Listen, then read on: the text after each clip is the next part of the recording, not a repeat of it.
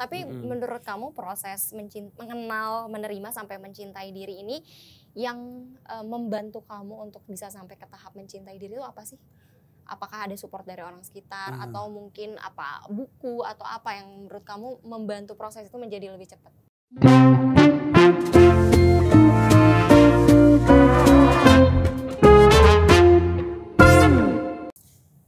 Di sini gue bisa bilang diri gue sendiri juga sih. Karena itu kan yang lo mau gitu loh. Dan itu yang lo pilih. Tapi untuk akhirnya bangun. Nah itu gue gara-gara nonton Risa Anita. Filosofi Anti Cemas ada di YouTube. Pokoknya itu deh yang pembuka pikiran gue untuk tekan ya udah, lu tahu ya, lu sesayang, lu mau kasih 1.000.000% sayang ke satu pihak, lu tetap gak bisa ngatur dia, coy. Betul. Lu mungkin bisa nyuruh, lu gak bisa ngatur tapi gitu. Dan yang lu tahu adalah lu bisa ngatur diri lu sendiri. Betul. Lu bisa diri sendiri itu apa? Ya dari cara lo berakhlak, dari point of view lo, dari perspektif lo gitu. Betul. Tapi make sure diri lo tuh gak denial. Gitu. Betul. Jangan denial. Dari situ pokoknya. Dari situ pintunya kayak mari gitu. Makanya dari Risa Anita itu terus habis itu oke deh gue baca buku si Filosofi Teras itu dari Om Henry Manampiring. Udah dibaca gitu terus coba diaplikasiin ke latihan. Nah, ini menurut gue. Apa tuh? Kadang orang tahu. Iya, gue tahu supaya lo nggak kepedesan. Lo lagi makan cabai, lo kepedesan. Ya lo minum susu. Kan ada beberapa orang yang tahu gitu caranya. Tapi lo nggak ngelakuin ketika lo lagi kepedesan gitu. Lo cuma tahu, gue lagi kepedesan aja. Gue tahu sih gue harus minum susu, tapi kayak ntar deh. Betul. Gitu kayak. Tahu tapi nggak dilakuin apa-apa ya. Berharap susunya datang sendiri. Nah gitu. itu dia. Akhirnya kan di titik itu gue kayak ya udah lo latihan gitu. Jadi jangan cuman kayak lo nyetir mobil gitu. Ya lo kalau baca manual booknya doang, belum tentu lo bisa jalanin tuh mobil kan. Betul. Jadi lo latihan aja gitu. Iya. Jangan kayak cuman taruh di kepala, iya gue tahu kok caranya kan gini kan. Iya gitu. Tapi kalau lo nggak pernah ngaplikasiinnya ketika lo lagi naik mobil atau lagi kepedesan, ngapain gitu. Betul. Latihan ya berarti yang penting selain kita punya pengetahuannya, latihannya. Dan namanya latihan pasti kamu juga merasakan ada motivasi yang naik turun. Oh itu wajar. Jadi kalau lo oke, aku bisa. Tiba-tiba kayak dus gak bisa. Oh aku mundur lagi gitu. Ya gak apa-apa, itu kan progres daripada lo cuman gini doang. Menurut gue. Betul. Apa yang kamu omongin ke diri kamu sendiri ketika kamu kayak gagal nih atau menemukan kesalahan? Jadi gue waktu itu ada turning point-nya adalah gue lagi nonton sebuah film yang ya kayak gue, ya kan? Gue tadi off cam bilang, lo pasti pernah kan nonton film terus kayak ini gue banget nih dia nih gitu. Nah ada satu film pokoknya yang apalagi itu dokumenter. Jadi based on true story gitu, orang aslinya gitu. Kayak aku bersedih hati. Terus kayak latihan-latihan ini ada momennya. Cuman lagi-lagi itu yang gue bilang oke deh. Lo kasih durasi Deza gitu. Lo mau seberapa lama sih? Seberapa lama lo mau membuat diri lo sendiri merana? Bagus tuh. Seberapa lama? Tanya ke diri sendiri ya. Iya. Kayak oke ini gue gak ngerti sih. Sebenarnya ada gak sih bedanya sedih dan merana gitu ya. Cuman ketika lu sedih kelamaan, jadi merana kan? Betul. Kalau di gue gitu. Sampai akhirnya, tadi yang gue bilang ya, gue gak mau, intinya dalam hidup, kalau di gue gak mau ngerugiin orang lain. Dan semoga gue bisa jadi guna bagi orang lain. Wow, itu sebuah ketika lu lagi sedih, ngapa-ngapain, ya kalau lu makin kesana kan lu jadi gak ada gunanya ya di gue. Itu gunanya apa gitu kan? Setelah akhirnya jadi bitter. Menurut gue tuh, di gue, kalau gue ikutin terus nih sedihnya gue, dukanya gue, yang ada gue jadi bitter. Kayak, ngapain lama sih gitu hidup, ntar juga dipahitin. Ya kan? Nah itu yang gue menjaga banget diri gue. Lo ada lo pilihan untuk jadi orang kayak gitu. Mau, enggak lagi, yuk latihan. Jadi ketika gue udah lagi bersedih gitu, kayaknya udah nih, oke kita latihan lagi gitu. Oke, lagi-lagi kamu berusaha untuk sadar sama apa yang kamu rasain dulu ya pada saat itu. Bener banget. Sadar bahwa kita misalnya lagi ngerasa sedih, lagi ngerasa marah, dan sadar bahwa namanya emosi itu datang dan pergi seolah kayak ombak di laut ya. Bener Nanti juga banget. kalau nggak diapa-apain pergi sendiri kok. Iya. Gitu. Sumpah. Terus sadar juga kalau kita punya pilihan ya, itu yang paling penting. Itu dia. Dan lo nggak bisa bergantung sama orang lain. Betul. Udah guys, misalnya lo nih pacaran atau lo punya pasangan gitu, terus ketika lo sedih, lo ngarepin, wow guys, mengharapkan ekspektasi, Betul. apalagi ke satu orang yang emang dia the one-nya lo gitu, itu pacar atau pasangan gitu. Kayak lo pengen, gue tuh lagi sedih, lo harusnya. Enggak sih coy. Betul banget. Enggak gitu. Kan ada orang yang kayak, kok kamu gak perhatian banget sih, aku lagi sedih. Lah kata dia, salah lagi gue. Yang ada lu kayak ngasih trauma baru ke orang ini gak? Wah bener juga ya. Iya bener. Jadi menurut gue, lu punya masalah kayak apapun, yang konteksnya adalah diri lu sendiri gitu ya. Bukan hal eksternal yang emang kayaknya lu butuh bantuan orang lain. Enggak kayak diri lu sendiri. Indian tuh lu tahu, gue tuh bisa memilih untuk benerin ini sendiri. Betul. Karena ini untuk diri lu sendiri. Betul. Gitu. Tapi ngomong-ngomong tentang orang lain, betul sih kata Reza, kita juga nggak bisa depend sama orang lain. Tapi ketika kita memang ada kalanya kita kan sebagai manusia juga butuh berinteraksi sama orang lain, butuh dukungan sama orang lain. Tapi it's okay juga gitu kalau mau minta bantuan sama orang lain. Tapi mungkin punya mindset yang seperti Reza bilang, kita tuh tidak bisa bergantung sama orang lain. Orang lain itu di situ hanya sebagai pemberi saran. Gitu. Dan supporter gitu. Justru lo harus makasih ketika lo lagi bersedih hati, ada teman-teman tersayang lo yang support lo. Betul. Tadi yang gue bilang, karena kita lagi sedih, terus kan orang-orang ini tahu, Reza lagi sedih tuh, ya udah deh, kita apain. Nah itu kan lo nggak bisa ya ekspektasi untuk mendapatkan kesembuhan dari situ. Betul. Ekspektasi kesembuhan nggak mungkin dari orang lain. Nggak bisa, lo harus dari yang, kalau emang lo butuh psikolog atau lo butuh psikiater gitu, yang emang oke nih, lo butuh, ya lo ke psikiater, psikolog atau ke klik dokter. Itu dia kayak ya udah lo ke, kok gue lupa sih kemana sih? Tanya ke orang-orang sehat khusus ya, apa gitu. tadi ya? Oh iya tanya dokter. Tanya dokter di aplikasi klik dokter. Gitu. Tapi kalau lu minta kesembuhannya dari teman-teman lo, itu sih kayaknya rada. Iya. Guys, enggak sih gitu. Betul banget. Mereka ada untuk support lo gitu. Betul banget, mereka ada untuk support kita. Tapi ngomong-ngomong menarik juga nih ngomongin tentang relasi sama orang lain. Kita tuh bener kata kamu, kalau kita merasa kita belum selesai dengan trauma kita, belum bisa mencintai diri kita sendiri, jangan sampai ketika kita masuk ke relasi kita malah memberikan trauma baru untuk orang itu. Benar banget. Karena kita mencintai orang lain itu berbanding lurus dengan kita mencintai diri kita sendiri. Cara kita memperlakukan orang lain terkadang itu juga merupakan proyeksi dari bagaimana cara kita memperlakukan atau mencintai diri kita. Kalau misalnya kadang-kadang, coba deh teman-teman refleksikan. Kalau teman-teman salah atau misalnya melakukan kesalahan atau kegagalan, kata hatinya apa sih? Kadang-kadang kan mungkin ada yang mengkritik dan lain sebagainya. Terus ingat-ingat lagi, kalau pasangan atau teman atau bawahan bikin salah, apakah jangan-jangan teman-teman juga menunjukkan perilaku yang sama, ngekritik mereka gitu. Karena bisa jadi cara kita berelasi dengan orang lain itu mencerminkan cara kita berelasi dengan diri kita sendiri. Gitu. Setuju. Ini kali yang menarik. Oke, lu self love, oke lu mencintai diri lu sendiri. Cuman kalau lu berpikir, ya gue emang gini, ya lu terima deh. Itu kan kayak, kan kita makhluk sosial ya. Betul. Dan sepertinya kalau sesama makhluk sosial tuh harusnya ada toleransi gitu kan sih? Betul banget. Ngomong-ngomong tentang makhluk sosial dan tadi ngomongin tentang sedih, aku pengen ngasih satu teknik yang mungkin bisa dilakukan Reza dan sobat klik dokter di rumah, namanya butterfly hugs. Pernah dengar gak sih? Belum. Butterfly hugs. Iya, jadi ini butterfly hugs ini salah satu teknik terapi untuk membantu kita menstabilkan emosi dan mengurangi rasa cemas. Caranya bisa duduk di kursi, bisa duduk di lantai, bebas. Duduk yang nyaman, terus kaitkan 2 jempol kalian kayak gini, terus taruh di dada. Ini bisa taruh di dada, bisa kayak gini, atau bisa peluk diri kalian juga kayak gini. Manapun yang lebih nyaman buat kamu. Bisa kayak gini, bisa juga kayak gini. Kalau aku lebih suka kayak gini.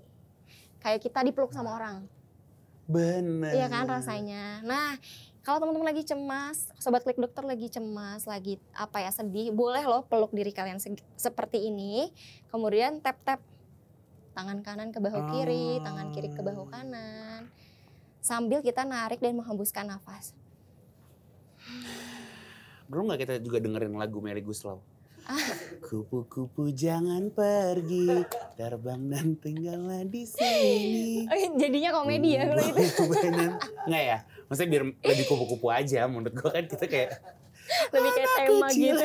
Terus harus kupu-kupu. Tiba-tiba jadi Gita Gutawa, seriosa. Tiba-tiba jadi mix lagu ya. Ya, intinya begini, terus kalau misalnya kamu mau coba juga, bisa sambil kasih afirmasi juga buat diri sendiri. Misalnya kayak, halo Haifa, gak apa-apa ya kalau hari ini kamu belum bisa maksimal. Yang penting kamu udah usaha, besok kan masih ada hari esok. Kayak gitu, jadi sambil peluk, tapi sambil ngomongin afirmasi ke diri kalian sendiri juga. Satu lagi nih yang gak kalah penting namanya mindfulness atau mindful. Nah, pernah dengar gak sih? Halo Ibu Marisa Anita lagi-lagi. Gue tonton videonya dari beliau dengan topik mindfulness kayak. Oh iya. Perhatikan nafas. Betul, gitu-gitu kan. Betul banget. Intinya sebetulnya mindfulness itu satu konsep di mana kita itu membawa perhatian kita, kesadaran kita pada kondisi sekarang saat ini. Gak jarang kan kita misalnya lagi kayak gini, lagi kerja, tapi pikiran kita mikirin misalnya anak di rumah, mikirin aduh tagihan listrik bulan depan gitu kan. Artinya kita gak mindful. Kalau mindful itu kita fokuskan perhatian kita pada apa yang ada di depan kita dan sedang kita lakukan saat ini. Gak mudah memang, tapi ada beberapa cara yang bisa dilakukan. Paling basic, paling dasar adalah dengan cara namanya mindful breathing atau lewat nafas. Kadang-kadang kita tuh kalau lagi cemas lupa nafas. Benar.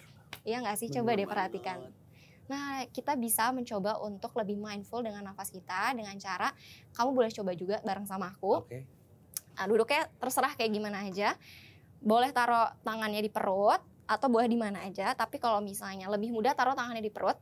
Kemudian kalian tarik nafas dari hidung, keluarkan dari mulut. Terus pas sambil tarik dan keluar nafas, rasakan perut kalian itu mengembang dan mengempis. Oke. Saya tarik nafas, saya sadar, nafas masuk. Saya sadar, nafas keluar. Coba 3 kali.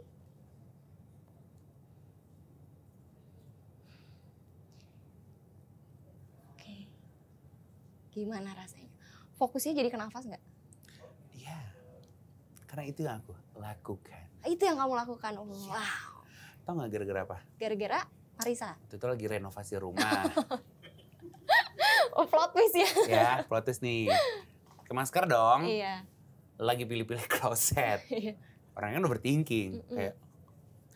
Nah, gue tuh ketika overthinking, gue akhirnya menyadari bahwa lu tuh lupa napas. Makanya ketika lagi bingung, tiba-tiba kayak, pusing udah besok aja gitu kan. Banyak yang bisa delete pas ini. Iya kan? Ketika lu lagi ada beberapa pilihan, apalagi lu orangnya overthinking ya, kecuali kalau lu emang tahu nih, gue yang itu. Lu mau ngomong apa, gue yang itu gitu. Kalau gue tuh suka, tapi kalau yang itu kan pro konnya gini, kalau itu pro konnya gini. Kira-kira kemana ya? Karena bingung gitu. Nah ketika gitu tuh lupa napas. Iya, bener banget. Udah pakai masker lupa napas. Untung kan gue nge-prank diri gue sendiri kan. Oke, dari itu terus akhirnya gue nonton si mindfulness itu dan kebetulan waktu itu gue lagi suka ikutan meditasi. Oh iya betul, salah satu latihan ya kan meditasi. Akhirnya gue akhirnya menyadari Za, kalau lu lagi bingung coba lu nafas dulu deh gitu. Karena kadang ketika lu bingung itu cuma lupa nafas doang. Oke, ini nafas lu udah benar. Insya Allah nanti menemukan. Dan waktu itu sih alhamdulillah kayak Za, lu tahu nih lo akan stres. Jadi mendingan lo nafas dulu. Terus ke satu titik, gue tahu itu pro kontra ini. Tapi gue emang itu. Itu tuh gue kayak, yeay! Karena gue tuh orangnya, apalagi kalau untuk bersama ya. Karena kan ini renov rumah untuk keluarga juga gitu. Kayak, ini tapi baik gak ya? Suka gitu loh. Betul. Jadi kayak, ya udahlah gitu. Dengan nafas jadi lebih aware Ya. sama apa yang akan kita pilih tindakan selanjutnya. Tapi dengan nafas tidak bisa memberikan solusi untuk Anda yang sedang tergejolak utang pinjol mungkin. Nah, itu realita masalahnya ada Itu. realistis ya masalahnya di depan. Exactly. Jadi jangan kayak aku lagi ada terbelit utang piutang nih, aku nafas dulu. Sadari, Kemudian cari. bayar. Nah, Jangan hanya diam, bayar guys. Halo. betul sekali. Nah, ini kita punya sesi games nih Reza. Oke. Ada nanti aku akan menyebutkan 5 kata dan kamu coba memberikan arti dari kata-kata tersebut versi kamu. Oke. Oke, kita mulai yang pertama. Iya, nggak apa-apa. Gimana tulisannya tuh? Kalau IYAGPP dari orang yang suka japrinya, iya nggak apa-apa, ada harokatnya, nanti dia marah. Wow. Kalau kontak langsung misalnya, iya nggak apa-apa. Wah gila, konteksnya luas banget. Sebagai aku, Virgo mania, kayak ngeliat kayak gitu. Kayak kalau dia orangnya emang legowo, gue tahu itu emang beneran nggak apa-apa. Nggak apa-apa. Tapi kalau kayak, iya nggak apa-apa, enggak lo ada apa-apa gitu. Oh oke. Nanti kita akan bahas ya, Yeah. terakhir. Kedua, sabar ya. Konteksnya bisa dua lagi. Kalau emang ceritanya gue lagi ada masalah, terus orangnya bilang sabar ya. Iya kita juga sama-sama tahu ya kata sabar itu juga nggak bisa akhirnya jadi solusi dari masalah lo. Tapi betul. lo tahu ada orang yang support lo. Dengan ada di samping lo aja dan mengucapkan ya udah sabar ya gitu. Justru itu bisa jadi dukungan menurut gue.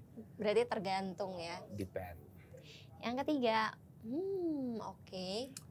Nah, tarikan nadanya. Tarik. Wah, beda ya kamu ini ya, Kata lumayan gua. detail ya. Parah. Bagus, bagus. Lagi-lagi kalau lu emang orangnya suka ngomong, oke, itu nggak apa-apa. Cuman kalau udah bermasalah, oke, nggak suka ya gitu. Apalagi kalau tiba-tiba, kak. Dari yang biasanya kalau ngomong oke tuh OKE bukan kak. Lu mau bilang kayak enggak, gue tadi buru-buru. Tolonglah guys, aku tuh Virgo gitu. Aku tahu kamu Tahu. artinya apa ya. Yang keempat, iya aku paham sama maksud kamu. Thank you. Thank you. Karena akhirnya lu beneran paham. Karena biasanya kita kalau enggak menurut gue gini-gini, enggak soalnya gue ada kata defensif. Defense-nya. Kecuali kalau dia beneran tahu maksudnya, thank you berarti lu udah ngertiin gue. Oke. Terakhir, boleh kok tapi baiknya Aku. Artinya aku. kamu sering mengucapkan Karena itu. gini, aduh Za, gue tuh pengen gini deh, gini. Ya terserah lo sih, tapi menurut gue gini. Dulu kalau orang yang nggak ngikutin perkataan gue dan akhirnya dia bener-bener masuk jurang, gue kayak, kan gue udah bilang gitu. Kan kayak ibu-ibu zaman dulu ya. Benar. Gue kayak, kan gue udah bilang. Terus akhirnya gue jadi ngerasa gue yang salah karena gue tidak menjadi teman yang baik. Karena harusnya gue bisa lebih push. Tapi sekarang yang penting aku udah ngomong, kamu masuk jurang atau enggak, it's your choice. Gitu. Tapi gue sebagai teman yang baik juga nggak bisa yang gimana. Enak ya. Enak kan dapat keputusan yang salah gitu gimana? Seru ya. Culas kalau kayak gitu kan. Jadi ya udah kalau dia tetap gue salah lagi Za tapi temenin dong. Yaudah ayo gitu. Oke, udah gamesnya udah ya 5 kata itu. Sekarang kita tinggal menjelaskan. Jadi ada namanya Profesor Mehrabians. Ini dibacanya aku juga nggak tahu apa ya, takutnya salah. Mengungkapkan dari hasil penelitiannya bahwa komunikasi yang efektif itu dilihat dari 3 aspek. Ada aspek yang aku sambil nyontek dikit ya, takutnya salah. Jadi pesan kita ini ditangkap melalui 3 hal. Jadi 7% maknanya itu tertangkap lewat apa coba yang paling kecil? Apa? Verbal. Jadi dari verbal justru hanya menyampaikan pesan yang sebenarnya itu sebanyak 7% doang. Dan 38% itu justru lewat intonasi. Tuh kata kamu tadi. Dan yang paling besar 55%-nya apa coba? Bisa tebak nggak? Gesture. Betul sekali, bahasa tubuh. Jadi apa ya maknanya, berarti sebenarnya pesan tuh biar tersampaikan secara efektif bukan hanya kita memperhatikan tutur katanya aja, tapi kita juga harus aware sama intonasi kita seperti apa, ekspresi wajah kita seperti apa, gesturnya juga seperti apa gitu. Nah, tadi yang kita mungkin bahas sedikit yang tadi iya nggak apa-apa itu kayaknya banyak ya yang ngomong kayak gitu. Aku juga sering banget jawab kayak gitu. Bener kata Reza, bisa jadi dua hal. Satu, bisa jadi menggambarkan bahwa kondisinya memang nggak apa-apa, lagi fine-fine aja. Tapi yang kedua bisa jadi dia ngomong nggak apa-apa sebagai jawaban singkat karena mungkin belum siap bercerita, atau bisa jadi merasa kayak takut membebani lawan bicaranya sama permasalahan dia. Jadi betul kata kamu, kita mesti perhatikan apakah dari pernyataannya itu selaras sama ekspresi wajahnya. Kalau misalnya ngomong iya nggak apa-apa tapi bahunya turun, matanya sembab abis nangis, berarti kan kita bisa lihat bahwa oh ada sesuatu sebetulnya di balik itu. Kalau memang kita melihat ada tanda-tanda bahwa oh kayaknya ini orang punya masalah tapi belum mau cerita, kita juga nggak boleh maksa ya, bener kata Reza tadi. Kasih waktu, kita bisa ngomong oke, take your time. Kalau misalnya kamu ada apa-apa, boleh hubungin aku kapan aja loh. Atau kalau kamu butuh sesuatu, jangan sungkan untuk hubungi aku. Kita kasih informasi ke dia, kasih pesan bahwa kalaupun sekarang belum siap buat cerita, tapi kita siap kapanpun kalau misalnya dia membutuhkan kita gitu. Terus tadi yang kedua, apalagi ya tadi sampai lupa. Ini sabar ya. Nah ini tricky, kata kamu bener tadi. Sabarnya ini kadang-kadang bisa jadi emang kita tujuannya baik, pengen menguatkan si lawan bicara. Iya. Tapi kadang-kadang karena kita juga bingung ya harus ngomong apa lagi ya. Misalnya yang berduka, sering banget loh orang yang berduka, sabar ya gitu. Aduh gimana ya rasanya bagi yang berduka dibilang sabar ya gitu. Kita tahu pasti harus bersabar, tapi kata-kata sabar ya kalau diberikan dalam konteks yang salah bisa jadi bukan justru menguatkan, tapi justru ngein ya? Iya, mengecilkan atau mengurangi penderitaan mereka. Yang bisa kita lakukan, biasanya kita akui dulu, validasi dulu emosinya. Iya. Kayak, oh berat banget ya jadi kamu, aku gak kebayang deh kalau jadi kamu kayak apa beratnya, sakitnya. Tapi aku berdoa mudah-mudahan kamu bisa diberikan kekuatan untuk menjalani proses ini gitu. Mungkin atau lu bisa melayangkan statement semacam, gue bisa bantu apa nih? Ketika emang orangnya lagi bermasalah. Betul. Daripada lu kayak, oh iya sabar ya gitu. Atau gini, ya sabar-sabar aja deh. Orang gue lagi masalah lu komedi. Gue jadi pengen getok ya. Pengen getok ya jadinya gak sesuai sama konteksnya. Bener. Aduh tapi itu bener banget sih kalau ada orang meninggal. Sabar ya. Gimana ya? Iya sering ya kalau berduka ada orang yang menyampaikan. Mungkin bisa lebih ke kira-kira gue bisa bantu apa? Nah iya ini lebih aman. Nah, gitu. Kira-kira bantu apa? Yang ketiga oke. Nah itu juga tergantung. Bener. Orangnya siapa tahu kayak kamu nggak mau konflik atau emang beneran setuju. Lagi-lagi kita lihat dulu keselarasan apa yang dia sampaikan sama apa yang diungkapkan. Kalau belum yakin sama apa jawaban mereka, mungkin bisa tanya. Kamu ada pendapat lain kah? Gitu. Boleh kita tanya lagi untuk lebih make sure. Yang keempat, iya aku paham sama maksud kamu. Tadi kamu bilang oke, thanks. Gitu. Tapi benar sih. Tapi kadang-kadang kalau ini dalam konteks pasangan yang lagi bertengkar. Nah, aku kan belum pernah berpasangan since 91 ya. Oh oke. Jadi aku nggak tahu kalau lagi pacaran ternyata ada yang, iya aku paham kok maksud kamu. Nah, gitu. Ya aku paham maksud kamunya itu bukan bisa jadi ya, ini maksudnya tidak menggeneralisir semuanya, tapi kadang-kadang ada juga yang supaya cepet nih, ya aku paham sama maksud kamu gitu.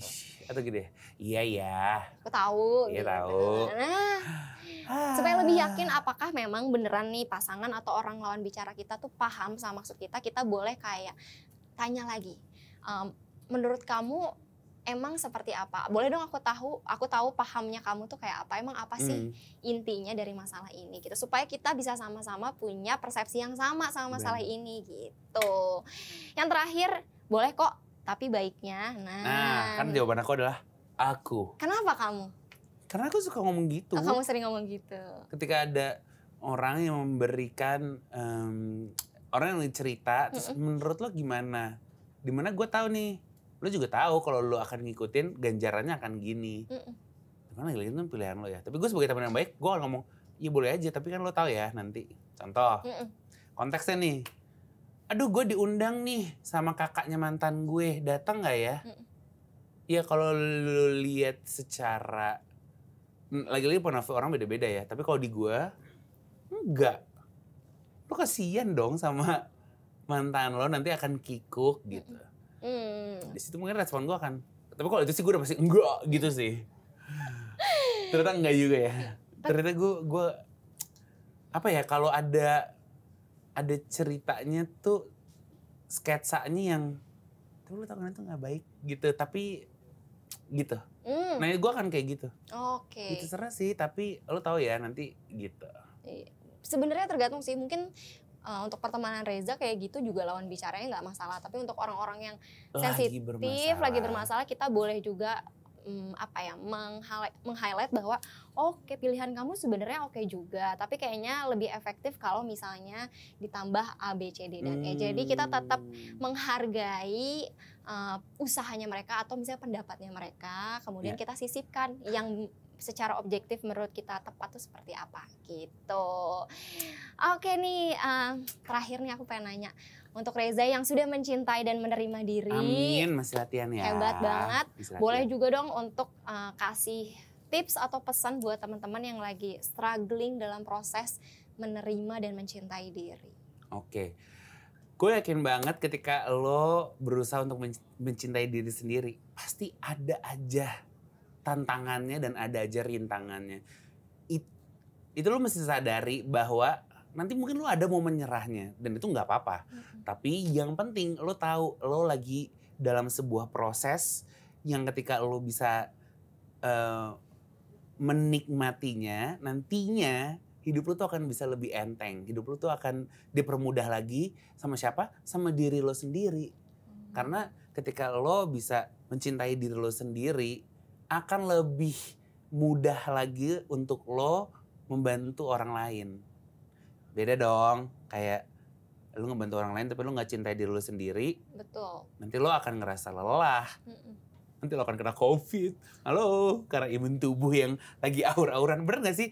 Jadi jangan lupa untuk selain jaga sehatmu, jaga juga dirimu.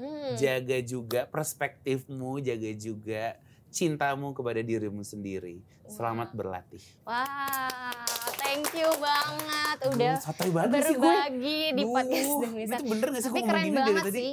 Sebenarnya aku tadi mau banyak ngejelasin teori, tapi semuanya sudah dikemas oleh Reza Candika apa yang aku sampaikan. Jadi aku psikolog. Kamu sudah menjadi psikolog untuk diri kamu sendiri. Karena kan yang paling tahu tentang diri kita kan diri kita sendiri sebetulnya.